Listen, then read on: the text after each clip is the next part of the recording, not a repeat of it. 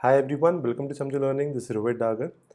बहुत ही एक frequent query मैं देख रहा हूँ पिछले 3-4 दिनों से। बहुत लोग इंस्टाग्राम पे और ईमेल पे लिख रहे हैं that we been practicing this mock test, that mock test, इसमें हमारा स्कोर 70, 75, 80, 85 आ रहा है। तो क्या एक्चुअल एग्ज़ाम में हम 100 या 100+ ला पाएंगे? क्या करें आखिरी के एक महीने में जिससे कि हमारा स्कोर 15 to 20 मार्क्स जंप हो जाए? तो instead of replying to each and every query, although I am trying my best, but I thought कि एक ऐसी वीडियो बना देता हूँ। बहुत ही फ्रीक्वेंट क्वेरी है, सबको ऑटोमेटिकली एक कॉमन तरीका मिल जाएगा जिससे कि आपको समझ में आए कि रियलिस्टिक तरीका क्या है to improve your score by 15-20 marks in the actual exam. यहाँ पर कुछ एनालिसिस में गलतियाँ हैं। एक सिंपल एनालिसिस मैं आपको दूंगा, उसके अकॉर्डिंगली रियलिस्टिक वे में समझ लेना। देखो, रियलिस्टिक तरीका ये है, instead of analysing your score this year in the mock test with previous year actual prelims paper, आप पूरे 5-6 साल पिछले जो प्रीवियस ईयर पेपर्स थे उनके ट्रेंड के अकॉर्डिंगली एनालाइज करने की कोशिश करो कि आपकी परफॉर्मेंस कैसी है और आपको किस तरीके से अपने स्कोर को इंप्रूव करना है, कहाँ से क्वेश्चन ज़्यादा आ रहे हैं, उन्हीं को तो रिवाइज करके स्कोर को इंप्रूव करोगे। और मॉक टेस्ट की भी अपनी परफॉर्मेंस जो पियर्स उस मॉक टेस्ट को अटेम्प्ट कर रहे थे उनके एवरेज स्कोर से कंपेयर करनी जरूरी होती है। आप क्या करते हो कि 80-85 का जो स्कोर आया है in any particular test series, उसको प्रीलिम्स के एक्चुअल पेपर से कंपेयर करने की कोशिश कर रहे हो। Instead you should look at कि उस पर्टिकुलर मॉक टेस्ट के अंदर एवरेज स्कोर क्या था, क्या आप उससे ऊपर हो। ये एवरेज स्कोर मैं इसलिए बोल रहा हूँ बिकॉज मैं भी आपको एक बेल कर्व के बारे में बताऊंगा जिससे कि आपको समझ में आएगा कि मीन, मीडियम, मोड और ये एवरेज की इंपॉर्टेंस कहाँ पे निकल कर आती है। ऑल्दो बहुत डिटेल में नहीं जाएंगे हम, लेकिन एक सिंपल पर्सपेक्टिव समझने की कोशिश करेंगे। And it is absolutely important to keep your static basic foundational concepts very strong, because इनके बेसिस पे डिफाइन होगा कि प्रीलिम्स क्लियर होगा कि नहीं होगा। इनफैक्ट मेंस भी इसी के बेसिस पे डिफाइन होगा। हम क्या करते हैं कि हम बहुत ही lucrative hard questions, tough concepts, advanced concepts को पढ़ने में ज़्यादा टाइम लगाते हैं, उनको रिवाइज करने में ज़्यादा टाइम लगाते हैं, और जो बहुत ही सिंपल चीज़ें होती हैं उन पे हम ज़्यादा टाइम नहीं लगाते, ये सोच के ये तो आता है, इसको तो हम कर देंगे। और जब उसी का थोड़ा सा एक ट्विस्टेड एंगल एग्जाम में आ जाता है, वहाँ पे हम फुस हो जाते हैं, वहाँ पर हम सिली मिस्टेक्स करते हैं और फिर बाद में हम पछताते हैं कि हमने प्रॉपरली क्यों नहीं किया, हमें किसी ने गाइड क्यों नहीं किया। यही तो दिक्कत आती है। So I will give you 4 parameters जिनके अकॉर्डिंगली आपको समझना है। सबसे पहला पैरामीटर है कि जो आप मॉक टेस्ट अटेम्प्ट कर रहे हो जिसमें आपका स्कोर 70, 75 या उससे कम या 85, 90, 95 तक भी आ रहा है, don't get disheartened that you are scoring low in the last month before the exam. मैंने आपको पहले भी बताया था पिछली वीडियो में कि हर मॉक टेस्ट की क्वालिटी ज़रूरी नहीं है कि यूपीएससी के लेवल की हो। टफ भी हो सकता है, ईजी भी हो सकता है। तो जब तक आप एक्चुअली यूपीएससी का पेपर नहीं दोगे तब तक आप कंपेयर नहीं कर सकते। Compare your performance in the test with the peers those who are attempting that particular test only. Second, let us understand how you should analyze previous year papers. पिछले 5-6 साल का पूल देखना क्यों जरूरी है instead of just looking at the last year paper. If you look at the previous trends in UPSC Civil Services prelims exam, तो आपको पिछले 5 सालों में या पिछले 6 सालों में क्लियरली ट्रेंड दिखाई देगा कि करंट अफेयर से रफली अबाउट 20 to 30 क्वेश्चंस आ रहे हैं, और बाकी देखो history, geography, polity, economics, environment और फिर साइंस एंड टेक को भी कवर कर लो। इनसे स्टैटिक सिलेबस के काफी अच्छी वेटेज आती है। और हम क्या करते हैं कि करंट अफेयर्स के ऊपर जनरली इतना ज्यादा टाइम लगा देते हैं होपिंग कि इसी से एग्जाम क्लियर होगा। देखो, दिस इज इम्पॉर्टेंट कि करंट अफेयर्स को आप अच्छे से कवर करो, लेकिन यहाँ पर वाइजली आपको ये समझना है कि बहुत ज़्यादा आप करंट अफेयर्स को रीड करोगे और उसके बाद बहुत ज़्यादा रिवीजन करोगे, उससे बेनिफिट 2022 क्वेश्चंस का ही होगा। वहाँ पर भी आप कुछ क्वेश्चंस गलत भी कर सकते हो। इसका मतलब ये नहीं है कि आप करंट अफेयर्स को रिवाइज मत करो और करंट अफेयर्स को बिल्कुल भी मत पढ़ो। Don't get me wrong here, I just want you to understand कि यहाँ पर स्टैटिक सिलेबस की इंपॉर्टेंस बहुत ज़्यादा है। बेसिक कॉन्सेप्ट्स अगर अच्छे से नहीं पता होंगे तो अकेले करंट अफेयर से कुछ भी नहीं हो पाएगा। If you want to achieve a good score, आपको 110, 120 प्लस स्कोर चाहिए, तो it is absolutely important that you focus a lot on concepts of geography, on polity, on economics. Basic concepts काफ़ी सिंपल क्वेश्चन आते हैं, कुछ set number of topics से, banking से आ जाएगा, सेक्टर्स ऑफ इकोनॉमी से आ जाएगा, इकोनॉमिक सर्वे से आ जाएगा, मैक्रो इकोनॉमिक इंडिकेटर जितने भी हैं वहां से आ जाएगा, फिस्कल पॉलिसी, कंसोलिडेशन। ये बहुत ही फेवरेट टॉपिक्स हैं जहां से इकोनॉमी के बेसिक स्टैटिक क्वेश्चंस आ सकते हैं। एनवायरनमेंट मैं मान सकता हूं कि थोड़ा सा कंफ्यूजिंग हो सकता है, बट इसके जो क्वेश्चंस हैं they are on a decline. Confusing इसलिए बिकॉज एनवायरनमेंट में कुछ क्वेश्चन बहुत इजी आते हैं और कुछ क्वेश्चन बहुत ट्रिकी आते हैं। क्लाइमेट चेंज से जनरली क्वेश्चंस आ जाते हैं, ग्लोबल वार्मिंग, ओशन एसिडिफिकेशन, ये बहुत ही अच्छे टॉपिक्स हैं और ये बहुत ही सिंपल टॉपिक्स हैं। If you have read them, if you have revise them regularly, तो यहाँ से क्वेश्चन गलत होने की गुंजाइश काफी कम होती है। हिस्ट्री में modern history is very simple. वहाँ से you will be able to solve 70% of the questions जो मॉडर्न हिस्ट्री से आ रहे हैं।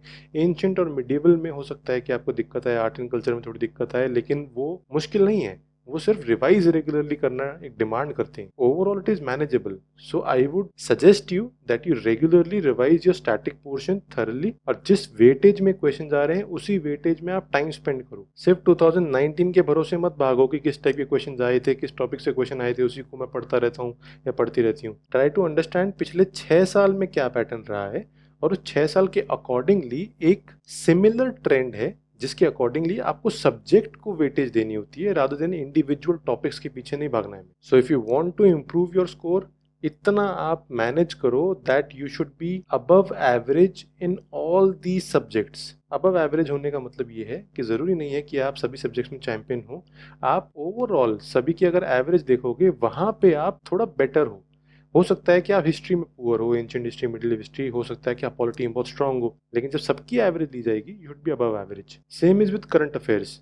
बेसिक जो करंट अफेयर्स हैं, जो आपने न्यूज़पेपर से नोट्स बनाए होंगे या आप मंथली मैगजीन फॉलो कर रहे हो, 2-3 रीडिंग आपने जरूर की होंगी। लास्ट के 1 महीने में किसी भी मंथली मैगजीन को, अगर अच्छी मंथली मैगजीन को आप उठाओगे और उसके इंडेक्स को भी प्रॉपरली रीड करोगे, you will be able to identify कौन सा प्रीलिम्स का टॉपिक है, कौन सा प्रीलिम्स के लिए रिलेवेंट नहीं है। कुछ मैप्स भी आपके पास होने चाहिए, जैसे ट्राइब्स के मैप्स बना लिए, national park, wild life sanctuaries और बायोस्फीयर रिजर्व्स का जो सबसे इंपॉर्टेंट हैं इस साल के लिए, उनके मैप्स बना लिए, स्पीचीज के मैप्स बना लिए। लूज शीट में अपने पास कुछ स्कीम्स, एक्ट्स जो पिछले 1 साल में इंपॉर्टेंट रही हैं, इनकी आपने कुछ लूज शीट्स रख ली हैं जो कि करंट अफेयर्स के पॉइंट ऑफ व्यू से आपको काम आ जाएंगी।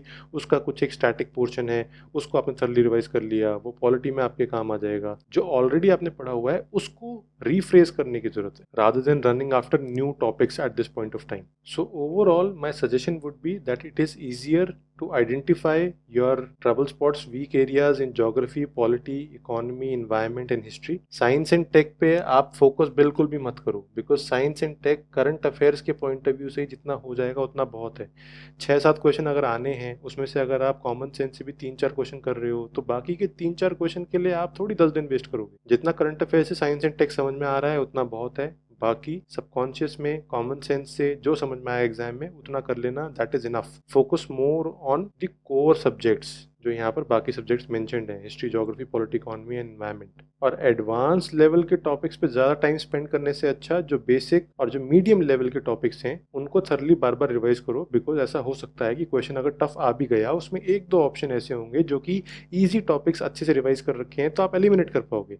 और अगर आपने एलिमिनेट कर दिया and you are left with 2 options, तो आपके चांसेस इंप्रूव हो जाएंगे of getting that answer right. Third, you should understand कि बेल कर्व क्या होता है। ये इजी, मीडियम, डिफिकल्ट का पूल समझना जरूरी है, उसी के अकॉर्डिंगली अटेम्प्ट करना होता है, उसी के अकॉर्डिंगली अपने आप को काम डाउन करो। ये मत सोचो कि सारे क्वेश्चन टफ आएंगे। कैसे, अभी समझाता हूँ मैं आपको। देखो, बेल कर्व समझना इसलिए ज़रूरी है बिकॉज अगर आपको अपनी परफॉर्मेंस समझनी है और अपनी परफॉर्मेंस एक बड़े सैम्पल सेट के अकॉर्डिंगली समझनी है, तो आपको नॉर्मल डिस्ट्रीब्यूशन प्रोबेबिलिटी थ्योरी का एक बहुत सिंपल सा एक ग्राफ पता होना चाहिए।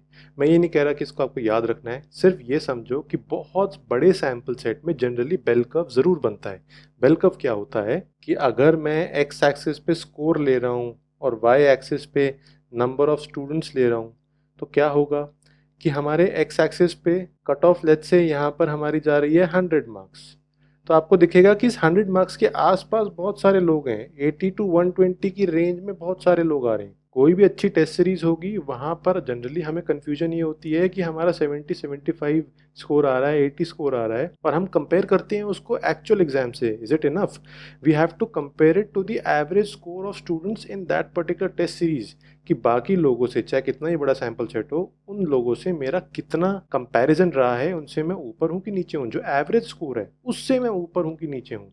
If you are above the average score, most probably आप एक्चुअल एग्जाम में भी कहीं यहाँ लाए करोगे, और अगर आप उस एग्जाम के एवरेज स्कोर से पीछे हो तो most probably you will B lying somewhere here, और डाउन स्लोप भी हो सकता है। अब ये बेल कर्व ज़्यादातर उसी केस में वैलिड होता है जब हम सीरियस स्टूडेंट्स को कंपेयर करें।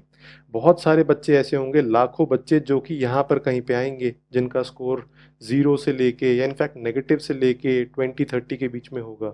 वो सीरियस एस्पायरेंट्स नहीं है, सीरियस वो है जिनका स्कोर 50 के ऊपर है। एटलीस्ट उन्होंने पढ़ने की कोशिश तो की है, एग्जाम को क्लियर करना चाहते थे। जिसने बिल्कुल भी नहीं पढ़ाई की हो 50 से ऊपर स्कोर नहीं ला पाएगा in the actual exam. Mock test की बात नहीं कर रहा हूँ मैं।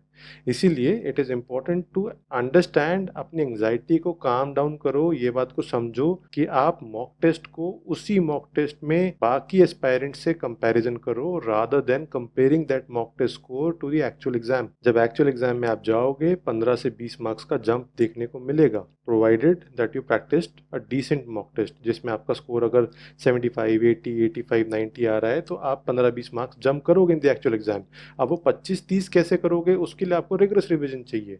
लेकिन इसमें घबराने की बात नहीं है कि मेरा स्कोर आखिरी के 1 महीने में मॉक टेस्ट के स्कोर में कम आ रहा है तो शायद मेरा एग्जाम क्लियर नहीं हो पाएगा। ये जो एंग्जाइटी है, जो नर्वसनेस है आखिरी के 1 महीने में, इससे ये जो जंप आनी है प्लस 15 to 20 मार्क्स की, ये जंप नहीं आ पाएगी बिकॉज आप रिविजन ही नहीं करोगे। फिर आप सोचोगे कि जितनी भी थ्योरीज बता रहे थे वो फ्लॉड थी बिकॉज मेरा तो 20 मार्क्स स्कोर जंप नहीं हो पाया। इसमें प्रीरिक्विजिट है कि आप शांत हो, you have calm down, you understand that this is normal, everyone is nervous, तो मेरी नर्वसनेस कुछ अलग नहीं है और एग्जाम में अच्छे से हो जाएगा, और अगर नहीं होगा तो अगली बार कर लूंगा, डरने की जरूरत नहीं है। और नॉर्मैलिटी जब आएगी तब ऑटोमेटिकली आपको 15-20 मार्क्स का जंप दिखाई देगा।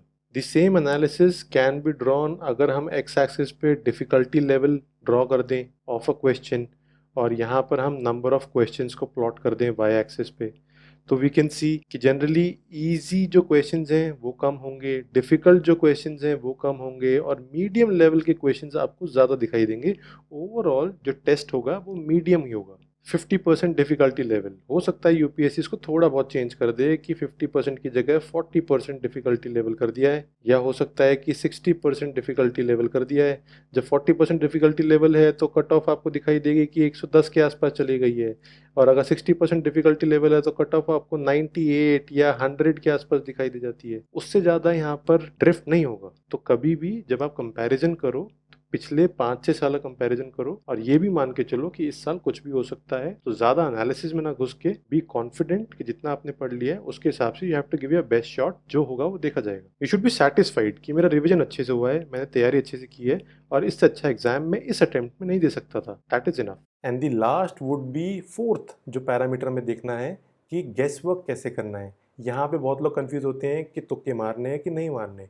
रैंडम तुक्के नहीं मारने, सोच समझ के मारने हैं। ध्यान से समझो, ये गेस वर्क वाला फंडा समझना बहुत ज़रूरी है। सबसे पहली बात ये ध्यान रखना कि अगर आप 2 ऑप्शंस को एलिमिनेट कर पा रहे हो तो ही आप गेस लोगे। You can only afford to take a guess if you have eliminated 2 options very easily and you are absolutely confident that these 2 options have to be wrong, तभी आप बचे हुए 2 ऑप्शंस में गेस लोगे। अगर आप श्योर नहीं हो कि ये जो 2 ऑप्शंस आपने एलिमिनेट किए हैं ज़बरदस्ती एलिमिनेट किए हैं, तो वहां पर जबरदस्ती गैस लेने की जरूरत नहीं है। मोस्ट प्रोबेबली वो क्वेश्चन गलत होगा। और हर पेपर में जब भी आप यूपीएससी सिविल सर्विस के पेपर दोगे, because no one can be perfect, किसी की भी 100% तैयारी नहीं हो सकती है because syllabus is so huge, कहीं से भी क्वेश्चन दे सकते हैं। यहाँ पर जितनी ज्यादा ब्रॉड आपकी प्रिपरेशन होगी उतना ही चांसेस ज्यादा है कि आपको कुछ समझ में आएगा एग्जाम के अंदर, क्वेश्चन के अंदर। तो मल्टीपल क्वेश्चन ऐसे निकल के आएंगे जहां पर आपको 2 ऑप्शन एलिमिनेट करने के बाद सोचना पड़ रहा है। This could be anywhere between 15 to 35 questions on an average. कम भी हो सकता है, ज्यादा भी हो सकता है, बट ज्यादातर लोगों के ऐसी सिचुएशन बनती है कि 15 से 35 क्वेश्चन के बीच में 2 ऑप्शन एलिमिनेट कर दिए हैं, बचे हुए 2 ऑप्शन में गैस लें कि ना लें ये सोच रहे हैं। अब यहाँ पर आप ये देखो कि ऑलरेडी कितने अटेम्प्ट आपने कर दिए हैं क्वेश्चंस, और उनमें आप कितने कॉन्फिडेंट हो। डायरेक्टली आंसर पता था, आप अटेम्प्ट करते हुए जा रहे हो, there would be a number, वो 55 हो सकता है, वो 40 हो सकता है, वो 60 हो सकता है, 65 भी हो सकता है। If you are attempting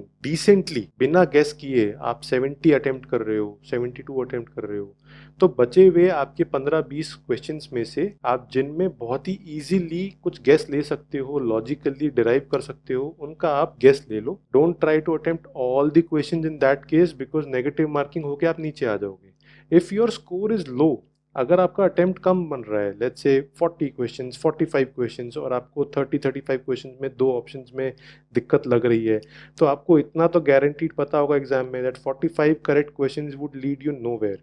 90 marks अगर आप ले भी आए, थोड़े बहुत तो नेगेटिव मार्किंग होगी जिनमें आता है, उनमें भी गलतियां हो जाती हैं, तो 80-85 marks would lead you nowhere in general category. तो यहाँ पर आपको गैस लेने जरूरी है। तो क्या आप 5-7 गेस लेने से काम चल जाएगा? 5-7 गेस लोगे तो उनमें से भी कुछ गलत होंगे, उससे ही बात नहीं बनेगी।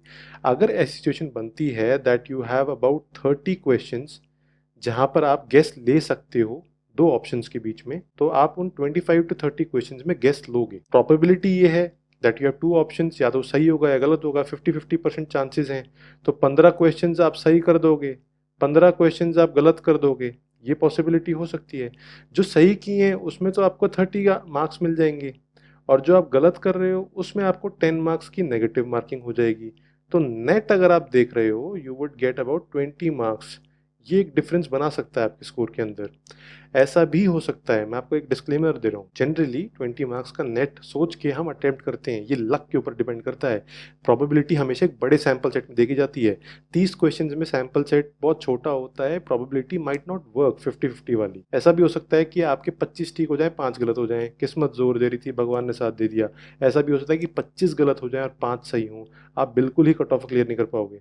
लेकिन अगर आपने ट्राई नहीं किया, आपने बिल्कुल भी कोशिश नहीं की कट ऑफ के नज़दीक जाने की, तो फिर उसमें फ़ायदा क्या हुआ? You might not be able to clear the exam, ऐसी भी पॉसिबिलिटी हो सकती है। लेकिन उसमें अपने आप को कोसना नहीं है, उसमें ये सोचना है कि मैंने ट्राई किया, this was the best option available for me in the exam, और अगर नहीं हो पाया तो कोई नहीं, नेक्स्ट टाइम हो जाएगा। And most probably if you are able to score these net plus positive marks और उससे आपकी कट ऑफ क्लियर हो रही है, तो आपको फिर मेंस में एक फ्रेश पर्सपेक्टिव से जाना होगा। आप प्रीलिम्स के बारे में सोचोगे ही नहीं कि मैंने बिल्कुल हर्डल क्रॉस करके कट ऑफ तो नहीं क्लियर की, कोई फर्क नहीं पड़ता उन चीज़ों से, सिर्फ कट ऑफ क्लियर होनी चाहिए। तो ओवरऑल समरी ये है कि अगर आपके पास 15 टू 35 क्वेश्चंस हैं जिसमें आप गेस ले सकते हो between two options, provided that you have eliminated two options very nicely, confidently, and you are absolutely sure that the correct answer is between the left over two options, उस case में आप इन बचे हुए questions को attempt कर लोगे, provided जो कि आपने ऑलरेडी अटेम्प्ट किए हुए हैं क्वेश्चंस उनका नंबर थोड़ा कम है और आपको कट ऑफ क्लियर करने के लिए रिस्क लेना पड़ेगा।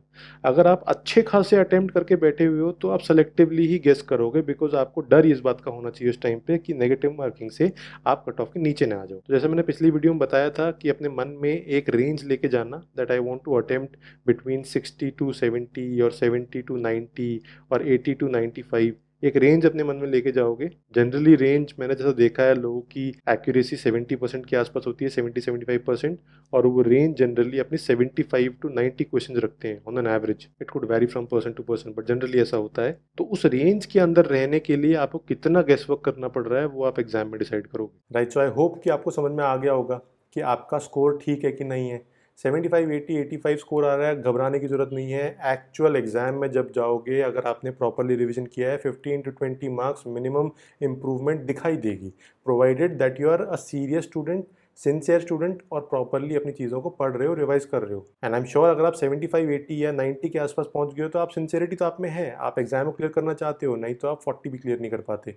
बट एनीवेज, अपने ऊपर कॉन्फिडेंस रखो, बिलीव इन योर सेल्फ। जो ये डिसहार्टेंड होने वाली फीलिंग है, ये तो एग्जाम के बाद भी आ सकती है, अभी क्यों लेके आनी? आखिरी के 20 दिन में तो अपने ऊपर कॉन्फिडेंस रखो, जो होगा देखा जाएगा। राइट, सो आई होप कि अब थोड़ा सा शांति हो रही होगी दिमाग के अंदर और आपको लग रहा होगा it is doable, it is absolutely possible, and whether you deserve to clear और नॉट, ये एग्जाम के बाद डिसाइड करना, अभी मत करो। अभी ये मान के चलो that you deserve to clear this exam and you must give your best effort. I hope that you enjoyed watching this video. See you in the next one. Best of luck. Thank you.